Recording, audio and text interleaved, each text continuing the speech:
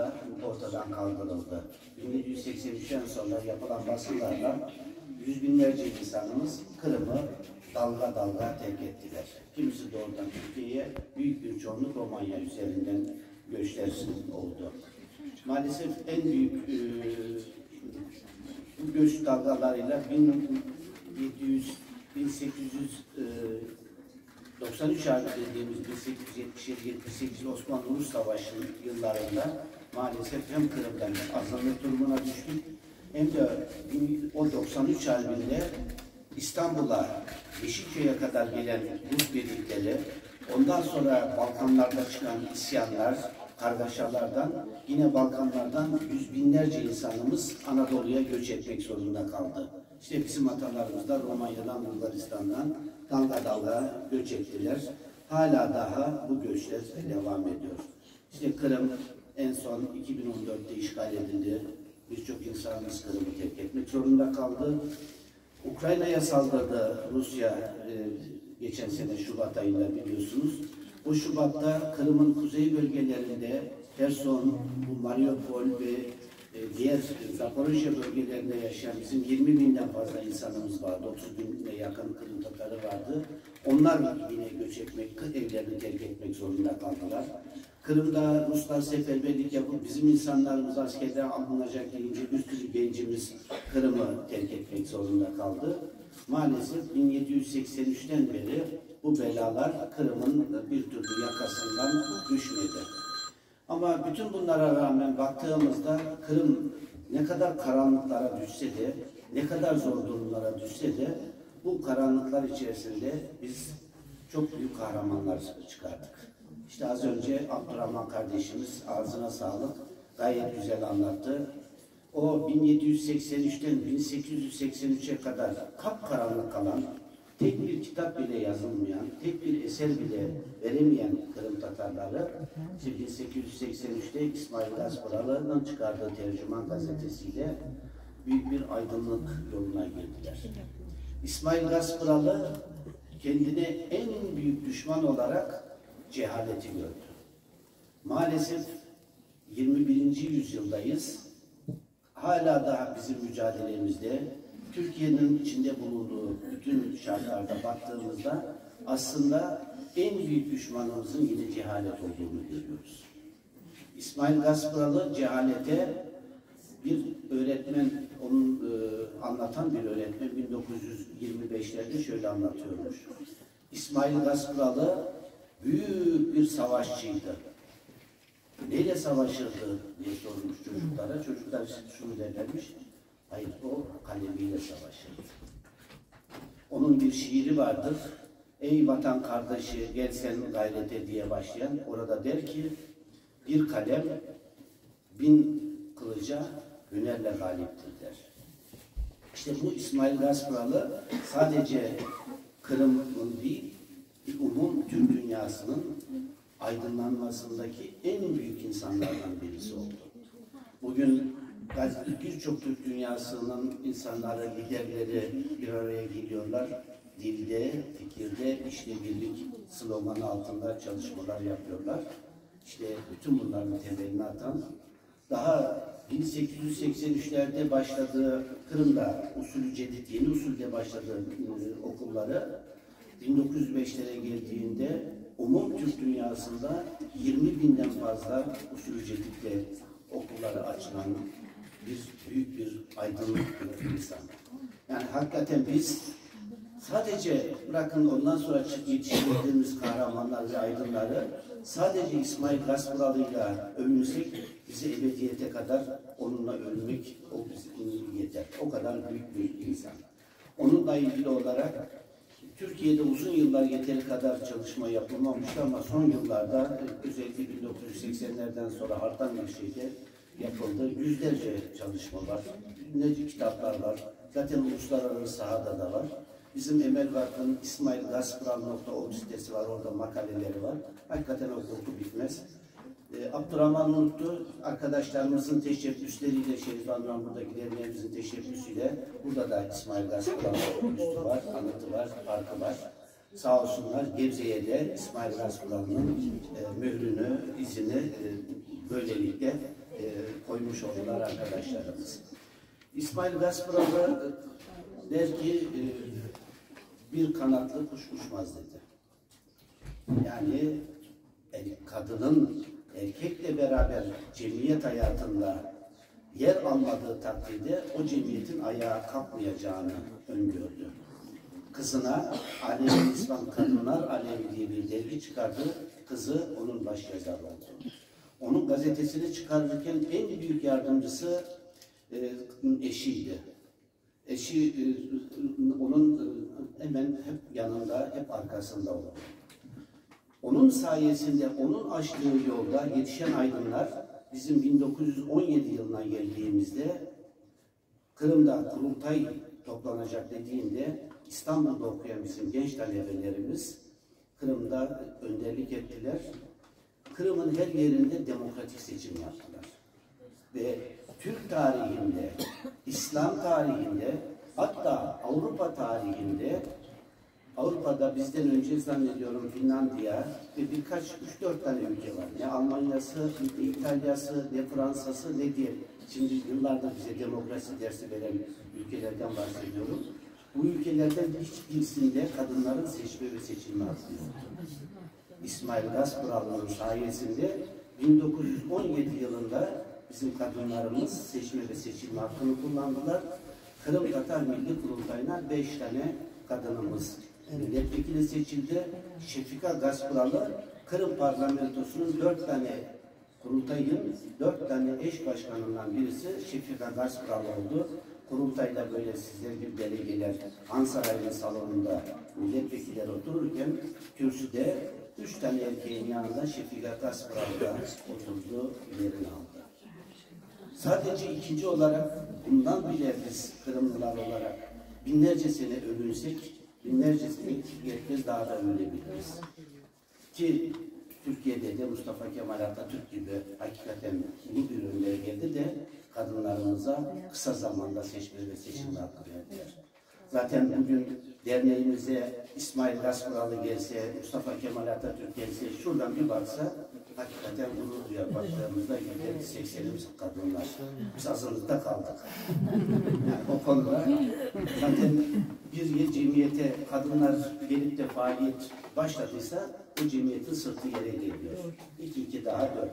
Yani Türkiye'de bizim Kırım derneklerimiz içerisinde de baktığımızda en faal dernekler hangisidir derse işte Gebze'yi sayabiliriz, şunu sayabiliriz.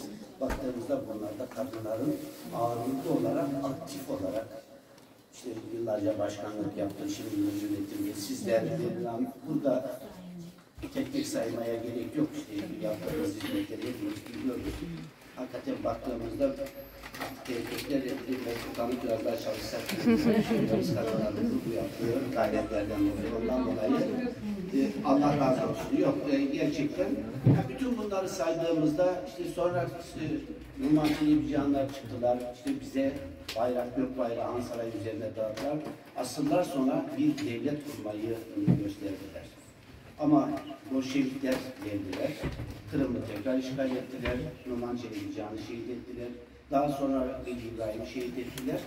Zaten Rusya'nın amacı asırlardan beri sıcak denizlere inmekti. İşte dediğim gibi 1877-78'de Atatürk Havalimanı Yeşilköy'e kadar geldiler.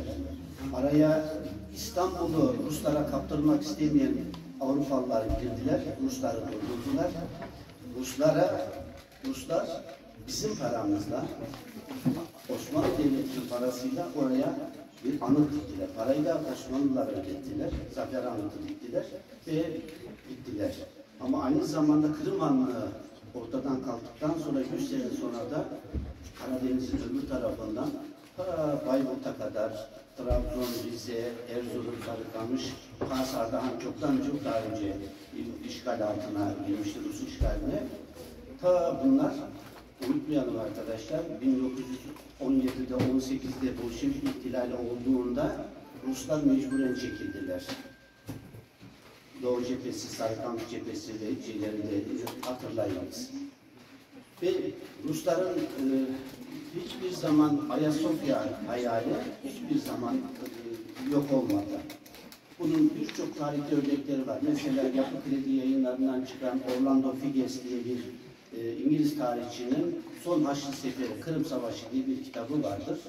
Okursanız İngiliz bunu Kırım Savaşı'nda Osmanlı'yı ne kadar Ayasofya'yı Ortodoksluğun merkezi, Kudüs'teki Rus Kilisesi'ni, Doğu Hristiyanlığın Moskova'yı da Kuzey Ortodoksluğun merkezi yapma hayallerini kuruyor. Daha geçtiğimiz günlerde eski bir Rus milletvekili yine tekrar etti. Yine bunları dile getirdi. Yani Ruslar kendilerini ne zaman güçlü, palazlanmış hissederlerse bunu dile getirirler. Ayasofya'yı mutlaka alacak diye. Biz İkinci Dünya Savaşı'nda kalan insanlarımızın hepsini sürgün ettiler.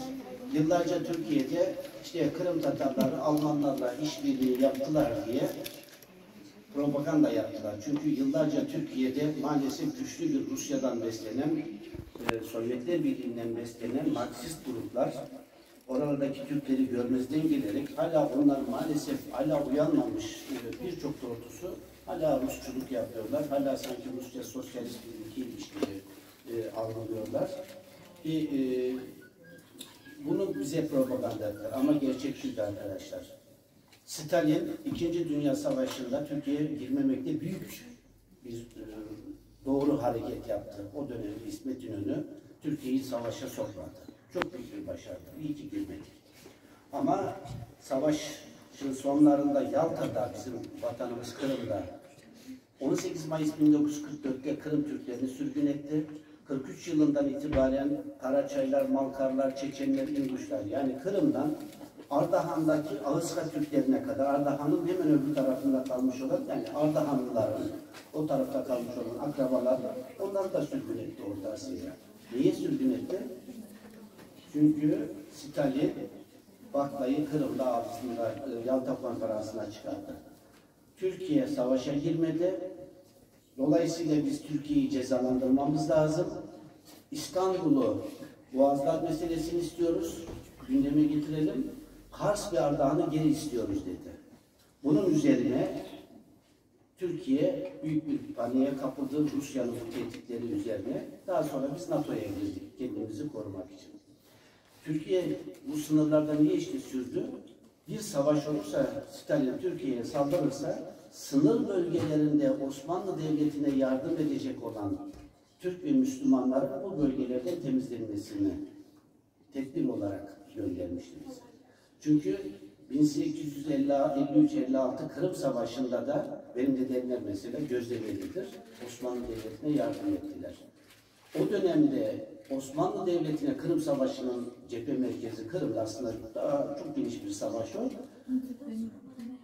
Osmanlı Devleti'ne yardım eden Kırım Tatarları Sibirya'ya, Urallara sürgün edilecek söylentileri çıktı. İşte o zaman bizde en büyük göç oldu. 1862'den itibaren Profesör Doktor Kemal Karpat'ın bize verdiği rakamlara göre sadece 1862'den sonra İngiliz ve Fransız, o zaman biz Osmanlı'yla İngiliz ve Fransız Kırım Savaşı'nda tek tefik olduğumuz savaştı. Gemilerle taşınan Kırım Tatarlarının sayısını 300 bin olarak söylüyor. Tespit edilebilen.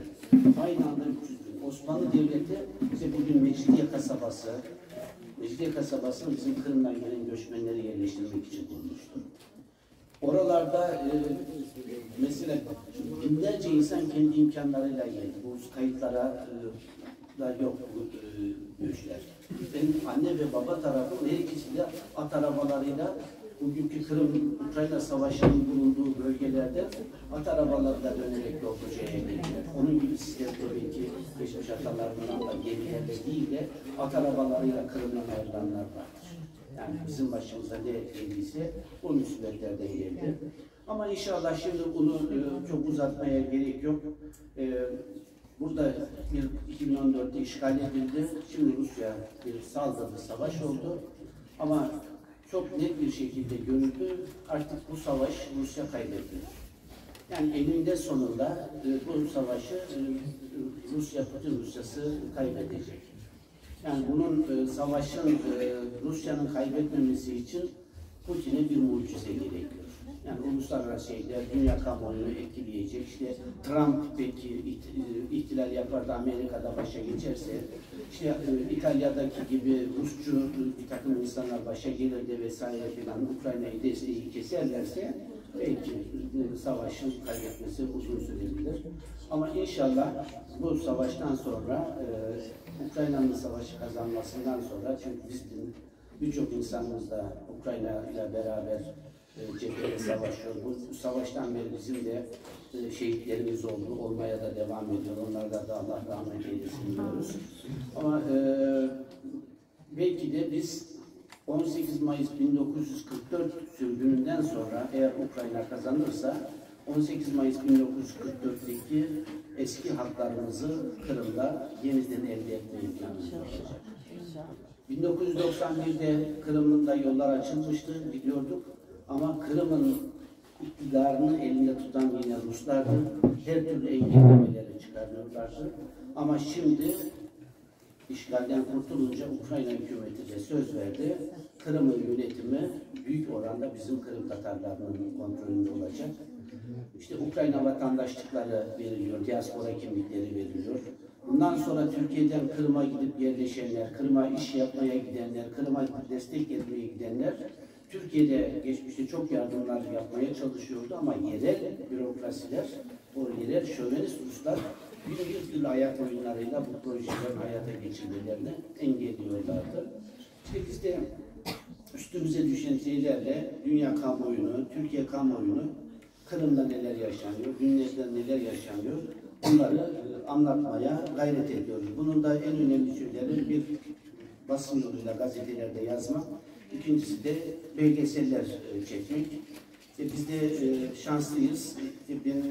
1993'ten itibaren TRT'de Kırım belgeseliyle başlayıp birçok belgeseller çektik. Kırım Tatarlar olarak yine de şanslıyım, ben daha da şanslıyım.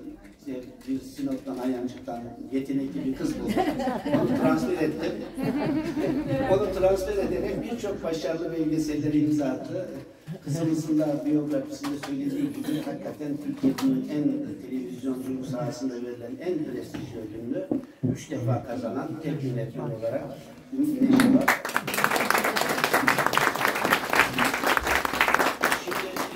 Bazen söylüyorlar, işte bu Kırımlı bu ya o değil Kırımlı şeylerle falan diye.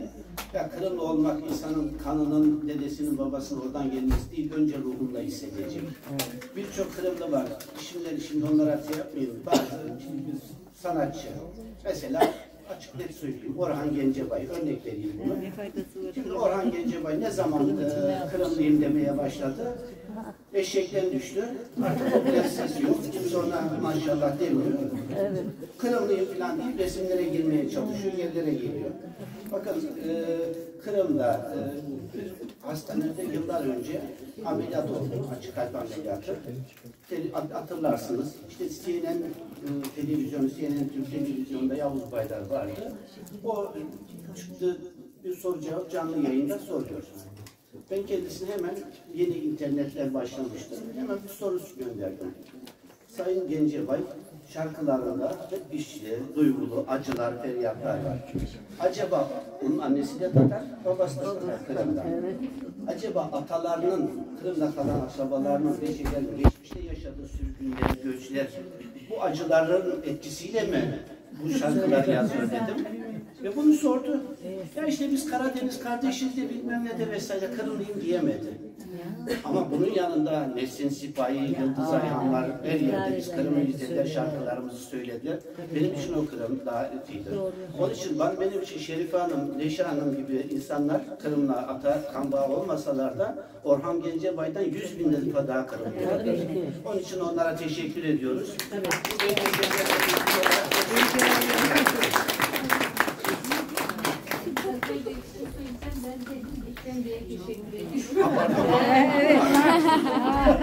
Evet, onu da dile getirmek lazım.